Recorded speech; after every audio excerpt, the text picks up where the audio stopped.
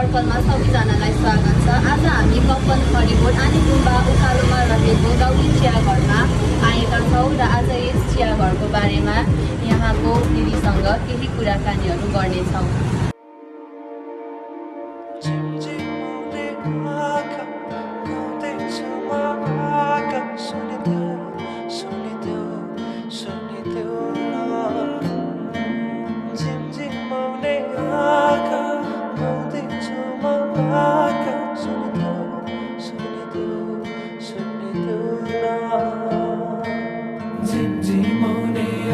आज यहाँको गाउँले चिया घरको दिदीसँग केही कुराकानीहरू गरौँ है त। तपाईँले चाहिँ यो गाउँले चिया घर चाहिँ कहिले सुरु गर्नुभयो? गाउँले चिया हो नगदे म गाउँले चिया घरको दिदी हो। अनि फेरि यो भाइहरूले खोलेको 1 वर्ष भयो, हामीले लिएको 5 महिना भयो। अनि भाइहरूले चलाइरहनु भएको थियो चिया घर, अनि अहिले मैले चलाइरहेको छु। अनि यो व्यवसाय चाहिँ कतिको चलिरहेको छ त? अहिले ठिकै छ, नयाँ हो, भाइहरूले नै बन्द गरिरहनु भएको थियो, अनि अब अहिले ठिकै छ भनौँ न। अनि तपाईँले चाहिँ यो व्यवसाय सुरु गर्दा चाहिँ कतिको सङ्घर्षहरू चाहिँ भोग्नु पर्यो त? सङ्घर्ष त अब धेरै भोग्नु पर्यो, बाबु र म गरेको होइन, सङ्घर्ष त अब धेरै नै भोग्यो भनौँ न।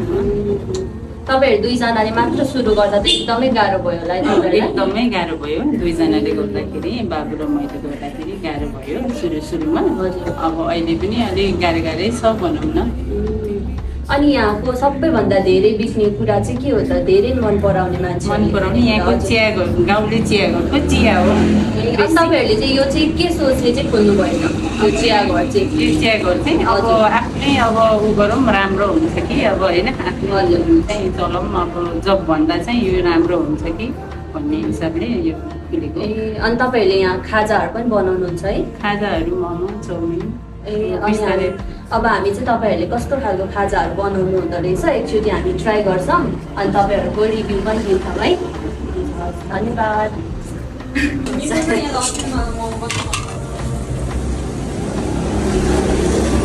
सानो छ, के अरे अब त्यो भाइहरूले यस्तै उ गरिरहेको थियो।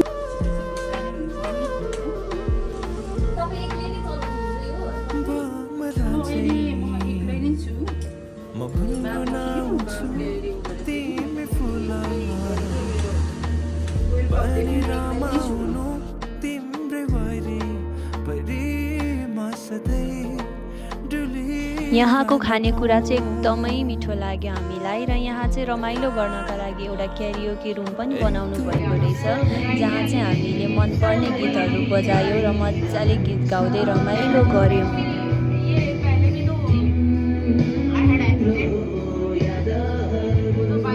गाउँले चिया घरमा सबैजना आइदिनु होला। खानेकुरा कस्तो लाग्यो, मिठो छ कि मिठो छैन भन्नुहोस् होइन। अनि फेरि गाउँले चिया घरमा सबैजनालाई वेलकम छ, आउनु होला यहाँनिर, सबैजनाले माया गरिदिनु होला गाउँले चिया घरलाई। यति भन्दै नमस्ते।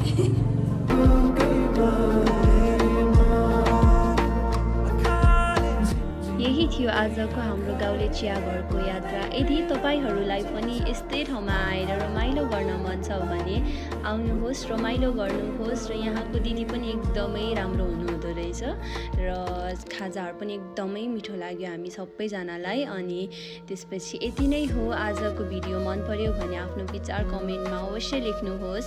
यस्तै स्थानीय व्यवसायी प्रेरणादायी कथा र नयाँ अनुभवहरू लिएर हामी फेरि पनि आउनेछौँ। हाम्रो सर्कललाई फलो गर्न नबिर्सनुहोस् र लाइक, सेयर, कमेन्ट पनि गरिदिनुहोस् है त। धन्यवाद।